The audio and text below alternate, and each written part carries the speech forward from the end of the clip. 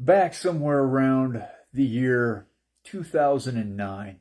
Oh, by the way, welcome to Speaking in Your Basement. And yes, I'm here in my basement speaking to you now. But back in that year 2009 ish, I read Tim Ferriss's first book, The 4 Hour Work Week.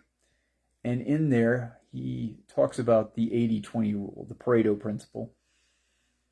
And if you're not familiar, the simplification of the Pareto principle is the 80-20 rule, and that states something like 20% of your inputs are going to lead to 80% of your outputs. Or you could say 20% of your work is going to lead to 80% of your results. This comes up in a variety of areas of life, and you can start just having it as a concept is a valuable thing because you can start to look for, well, what's the most important thing? What's the critical thing? What's going to get the most result? You can think of, say you've got a language learning program. Oftentimes, it's a much smaller amount of vocabulary. There is oftentimes shortcuts to get conversationally fluent much more quickly. Or so I've read. I've not actually done this.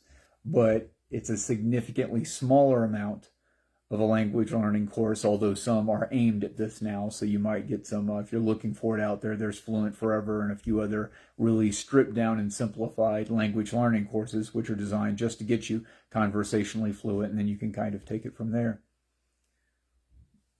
But to get that layer of fluency or that layer of ability requires much less than, say, taking years of a foreign language class in high school or college or wherever else you might have traditionally trained in it. You can look at this with money. You can look at this with health, your exercise. You can look at it with speaking. Now, I'd already say you're kind of doing an 80-20 activity just by recognizing the value of speaking. Communication is huge. It's huge in all types of relationships throughout your life.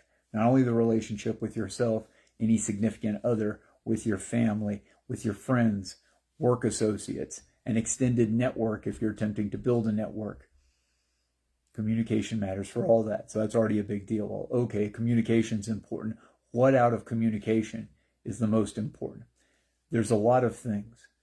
But what I would say is the most important to me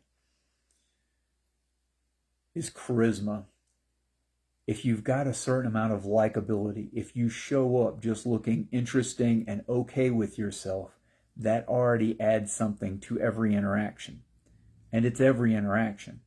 So if we're going to talk about a sales script for you to sell, say, a high-ticket product, that would look different than an ideal script or practice process you might do to interview for a job. Those are different, but the charisma is going to benefit you in either environment.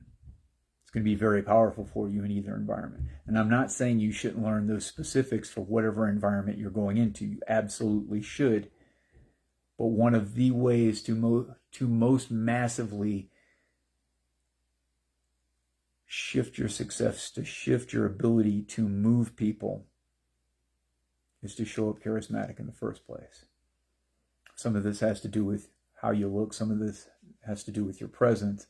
But a big piece that affects many other smaller pieces is just your ability to be comfortable, your ability to relax. All relaxation needs to be is something like your speaking practice. It just needs to be consistent. It can be very short. It could be a minute a day to start with. But an easy way to do it is just to take a deep breath in through the nose and then let it go through your mouth.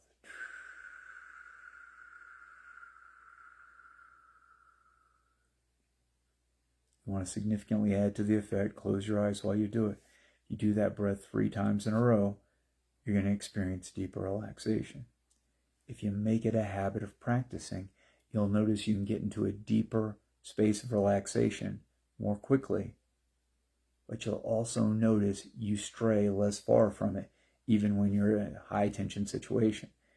Now, this is over a long-term practice, but a month, a couple of months, 90 days at the most, you'll start noticing you're more relaxed all the time. You'll notice even in tense situations, you'll get some tension. You can still get some nervousness. All that stuff is still going to happen. You're still going to have emotions, feelings, no matter how good you are at relaxing. but you'll notice it won't go as far as it did in the past. It's like now that you've established a strong foothold in relaxation, you never completely leave it, not the way you used to. So 80-20, the Pareto principle.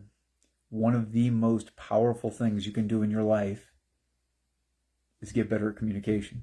One of the most powerful things you can do to get better at communication is develop charisma, develop that innate ability, that likability where you just show up and it's already on.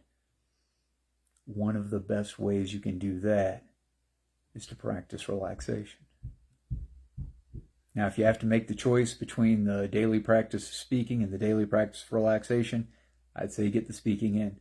But if you can do both, do both. Even if you just do the relaxation occasionally, practice consistently, and you'll get consistently better at it. And not only will it improve your charisma and your communication, it'll improve your health, it'll improve your work, and a variety of other areas of your life. I'm Ben Langley. Thanks very much for spending some time with me today. We will talk again soon.